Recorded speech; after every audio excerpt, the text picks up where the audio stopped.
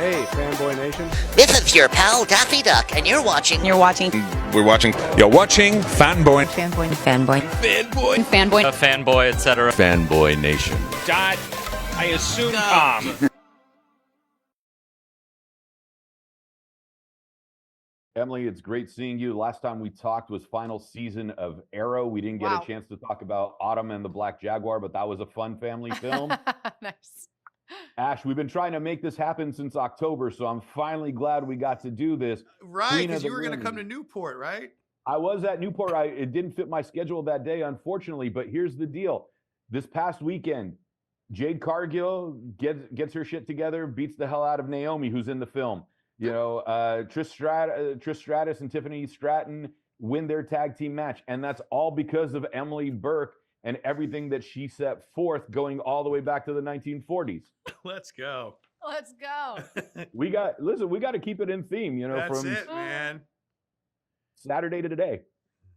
You know, Mildred Burke was kind of lost to time. I mean, everybody's familiar with Mae Young, obviously in the film and in WWE, especially later in her career. Camille in AEW, Tony Storm in AEW right now. What was the catalyst to want to tell Mildred's story? Because, you know, everyone remembers Moolah, but they kind of forgot about the lady that started it all. Let me tell you something. Moolah may have been the first here at Madison Square Garden to be the first woman to wrestle there, but the show went over like a bag of nuts, unsalted.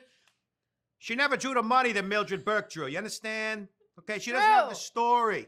Nobody wrote a book about her, not a Pulitzer Prize winning author. I'm tired of hearing about Moolah. I don't even know she was fabulous. She was Infabulous. Yeah, she was a little bit of this, a little bit of that.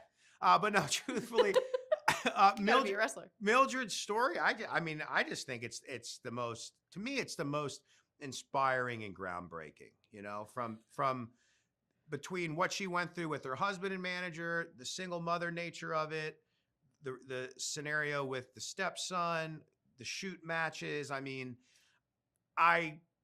and I'm not just saying this because we made a movie about it. Like, just as a wrestling fan, I think it's one of the greatest stories ever of any person that dedicated their life to pro wrestling. I truly mean that. And I know a lot of stories. I read a lot of the books. That's how I got in touch with Jim Ross originally to find out about the books. I wanted to do a fictional one that was a love letter to all my favorite nonfiction books and stories, but hers is just so unique, and I honestly think it's a timeless story. I really do.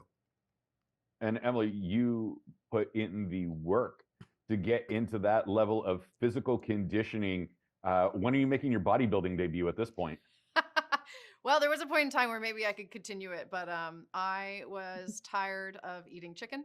And I just wanted to get back to my own spine. But it really was so cool to put on that type of muscle and to know that you can put your body through that. And then also understand, you know, how you maneuver through the world with that type of muscle is different too. I mean, I could have lifted a car. I didn't, but I could have. Well, the beautiful part of what you guys did with this film is that you kept it true to the wrestling style of that era. In the old days, especially on the Carney scene, you had to learn how to do catch wrestling, which is, you know, real submission wrestling, and then lighten it up, obviously, for the audience so nobody truly gets hurt. When you go through that rigorous amount of training for a professional wrestling movie set in this era and have to learn that style versus what we saw Saturday, if anybody watched, it's night and day. It's two totally different worlds. It went from, you know, being on the mat to now this acrobatic thing. Yeah, well, I guess for me, I was lucky. I didn't know much about wrestling to begin with, so I didn't have any preconceived notions. So me going in, I didn't have to wipe away what I saw on TV already, which I think was actually helpful. Yeah. No, her kind of blank slate, I think. Blank. Yeah, well, in some ways, I think it plays into it because then she's learning about women's wrestling and wrestling in general, but obviously, especially women's wrestling, basically from the golden era, which was really the birth of it as far as pro wrestling in America. So that kind of played well, I think. I think that might actually been an advantage for her. I agree. Yeah. I think. And then I obviously have been a mark my whole life. Yeah, you've had the Rolodex. And so, yeah, I hope the ending, one critic wrote about it, the Chicago critic, I think it posts in the next day, but you know, the real ending or the real version in the book, obviously they had a shoot match and a lot of it would have been just kind of hugging and not that emotional and fun of the twists and turns.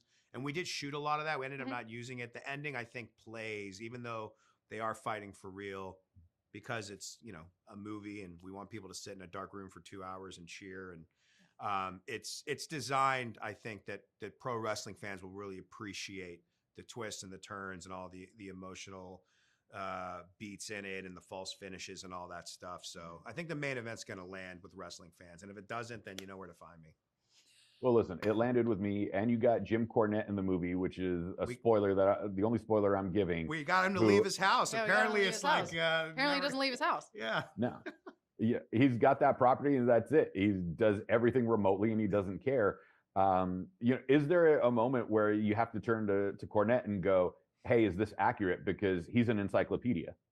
Yes, actually, I remember one moment specifically. So we were shooting the main event, and you know, a lot of stuff on the day I was just like, I think we should do this. That wasn't written. And one of those things was the test of strength, which was kind of, you know, WrestleMania 6 was, you know, my biggest memory as a child between me and my brother, because he was a Hogan guy and I was a Warrior kid. But it was always something that it stuck with me. And I was trying to introduce new things in the final match that we hadn't seen throughout the movie, so that there's, you know, wrestling storytelling. And I remember some people on set were like, "Wait, what is this? Would they have done this back then?" Da, da, da, da, da. And I was like, "Well, I think so. Like, I'm really into this." I could tell there was some pushback and we were like, you know, going too far. And then sure enough, Cornette said, "No, test of strength. They've been doing that since the 30s. Da, da, da." So I was like, "Great. Thank you, Jim. We're good. Test of strength. Open it up." That is kind of a spoiler, but you don't know what happens. Yeah, you don't know what happens. But Jim was great in that regard. Absolutely. Yeah, the film is fantastic. You capture the era so well. Emily, you know, your accent works. Everything that you did for the shoot was incredible. When you study somebody like Mildred, because she was a real living person, and I think her son or her grandson's still around, you know, what's the reaction in trying to make the family happy in portraying someone that truly existed instead of creating a character of your own? Well, I didn't have contact with the family until our festival releases, and you know, the responsibility for that particular area of, you know, making sure you've done the family proud, and not only make them, I guess, happy is one thing, but connected to this person that is in their lineage. And they were very moved, and that was the greatest gift of all. I posed with one of her great-granddaughters on the carpet. Yeah, her granddaughter. And her granddaughter hit this pose on the carpet, and I was like, "Wow, it's like you've been doing this your whole life." And she goes, "Yeah, well, my grandmother taught me that." And I started to weep. Like, it's like, I'm gonna weep now. My heart just went, you know. I wish we would have been filming that too, because Mildred's granddaughter was so. I mean, she was just seeing it at the Newport Beach Film Festival. It was really a magical really moment. something, yeah, and really sweet. And now we're going to get Emily in a catch tournament and just see how it goes from there. Yeah, I mean, we can put my body through the tests, you know. Let's do it. You only live once, apparently. But listen, you guys had a great time from what I could see filming it. You're still enjoying each other's company now. The movie's fantastic. It's coming out very soon. Let everybody know why they need to come to the theater and watch Queen of the Ring. Come get inspired. You know, come see something magical on screen like you used to do when you were kids. Don't pass up the moment. Yeah. You need to come to see it on the silver screen, the big picture. She's box office gold on her head and in the theaters, okay? Let me tell you something. You want cinemas to go away? You want to sit on your couch all day, clicking the little buttons, not moving around? By the way, I know everyone out there, you can't make the popcorn the way the theaters can make the popcorn. If you can, it's a lot of work, okay? So you're going to go to the theater. You're going to support independent film. It's an all-American movie. Here's your chance to show Hollywood that pro wrestling deserves its moment on the screen. What else are you going to do this Thursday night, Friday night? And by the way, International Women's Day is on Saturday, okay? So now you're in the hot seat. You got to do something. How are you going to celebrate International Women's Day? You're going to go see Queen of the Ring and pretend like you knew International Women's Day was March 8th, because 98% of people didn't even know that. The movie taught me that. Come on. I love it. Listen, Emily, Ash, thank you so much for your time. You. Congratulations. Thanks so much. Queen of the Ring out Friday, March 7th. Definitely worth a watch.